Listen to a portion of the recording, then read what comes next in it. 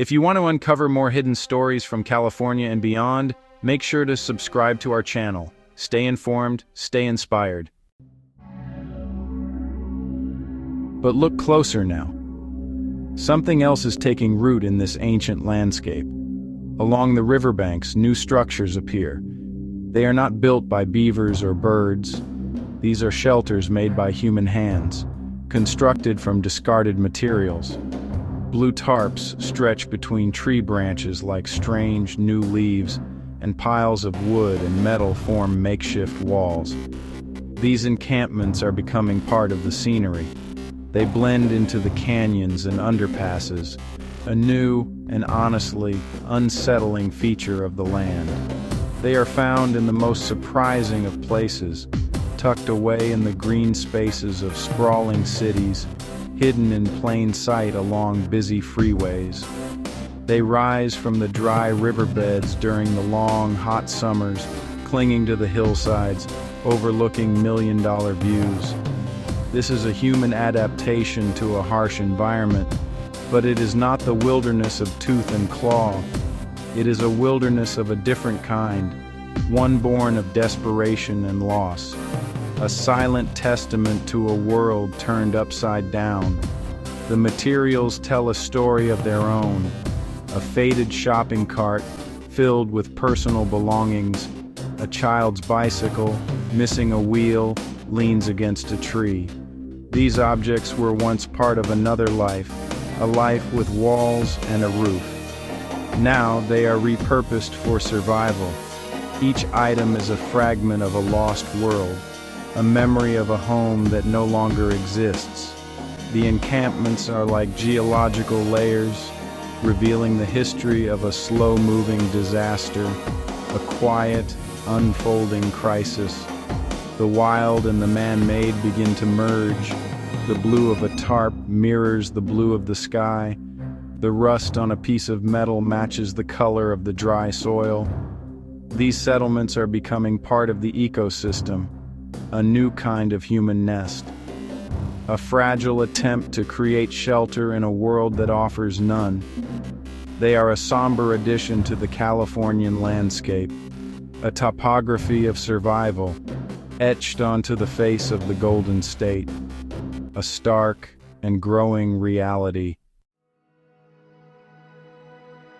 A storm is gathering here, but it has no rain. It is a silent, invisible tempest. It sweeps through these encampments with devastating force. This storm has a name, Fentanyl.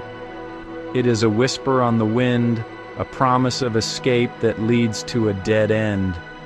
It arrives in small, unassuming packages, but its impact is as powerful as any wildfire. It re-erodes the landscape of the human mind, leaving behind a trail of sorrow and confusion, a stillness that is heavy and profound. In the quiet of the afternoon, a figure sits motionless.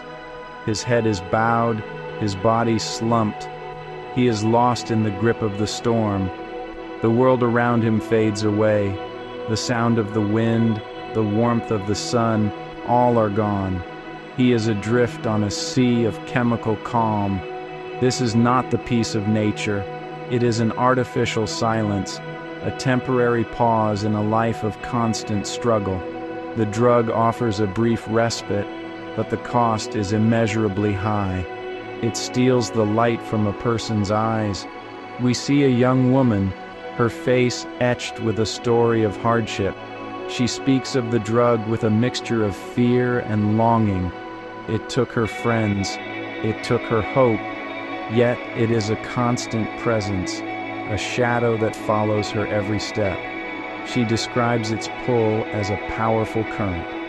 It is easy to be swept away, hard to find the strength to swim back to shore. Her story is one of many, a chorus of quiet desperation, a lament carried on the California breeze. The storm does not discriminate. It touches the young and the old. It finds the hopeful and the broken. It is a great equalizer in this landscape of last resort.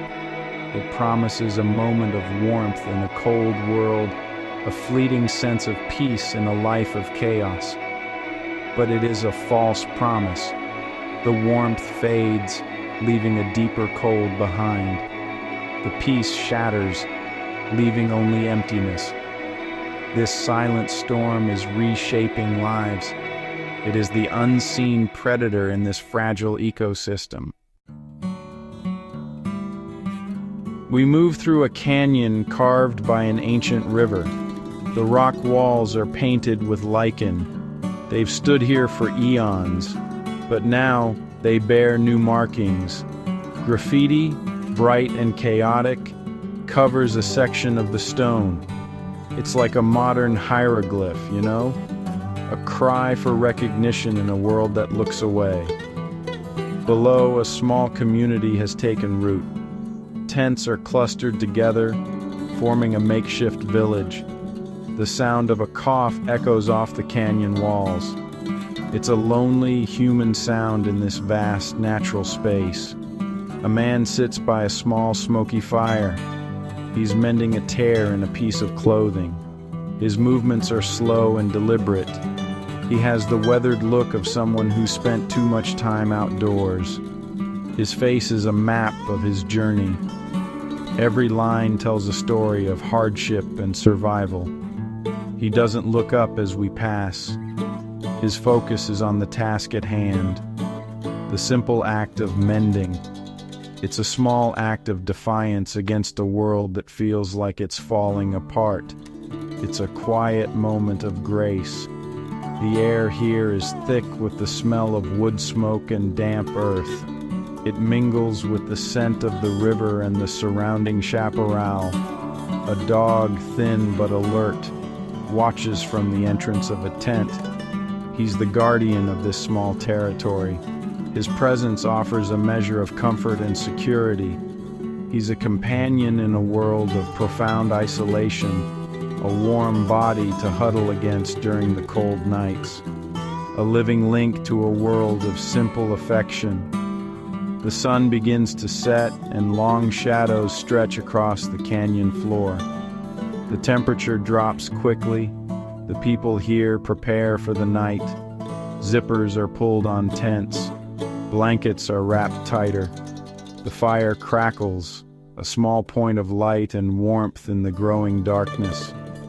The canyon holds them in its ancient embrace. It offers a kind of shelter, but also a sense of confinement.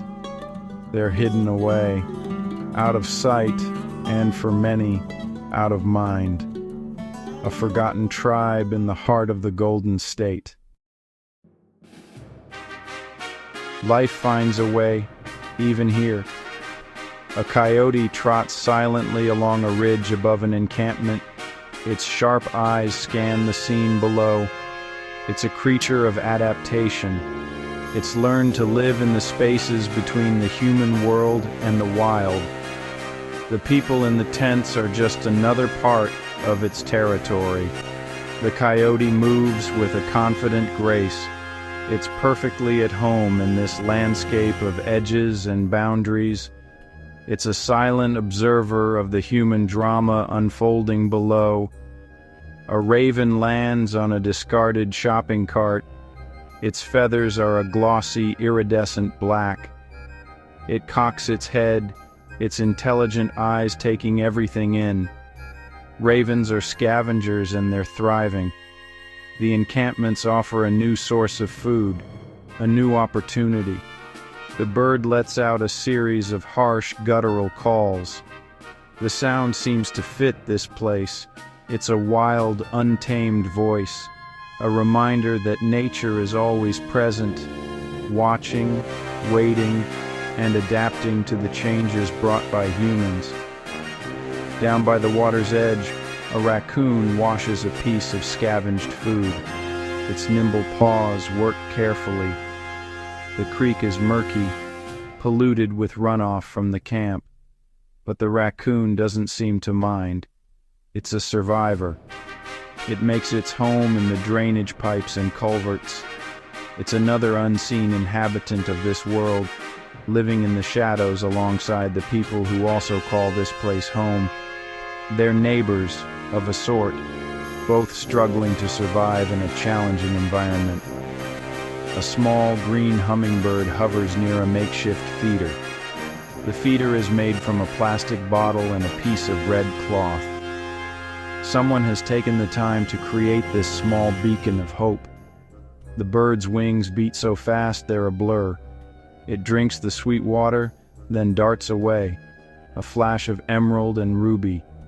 It's a moment of unexpected beauty, a reminder that even in the darkest of places, life can be fierce and vibrant, a tiny, defiant spark of joy.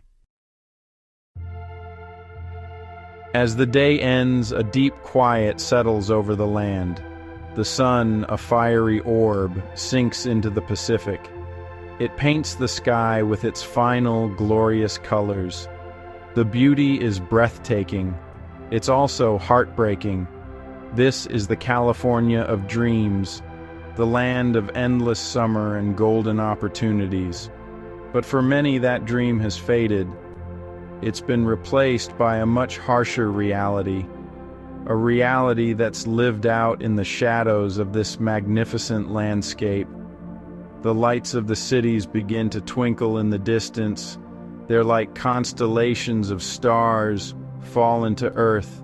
Each light represents a home, a place of warmth and safety.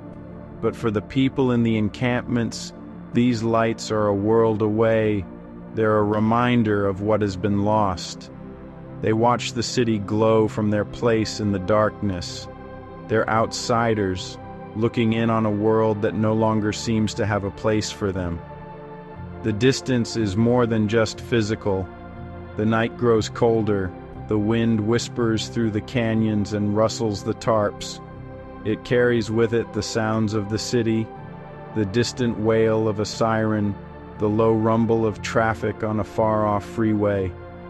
These are the sounds of a world that's moving on, a world that's honestly too busy to notice the people it has left behind. The silence in the camps is a different kind of silence. It's filled with unspoken fears and forgotten dreams. It's a heavy, waiting silence. We're left with a profound sense of unease, a deep and troubling question: how can so much beauty and so much sorrow exist in the same place? The golden light of California casts a very long shadow, and in that shadow, people are struggling to survive. Their stories are woven into the fabric of this land. They're a part of its new and complex story, a story that's still being written, a story that demands our attention and our empathy.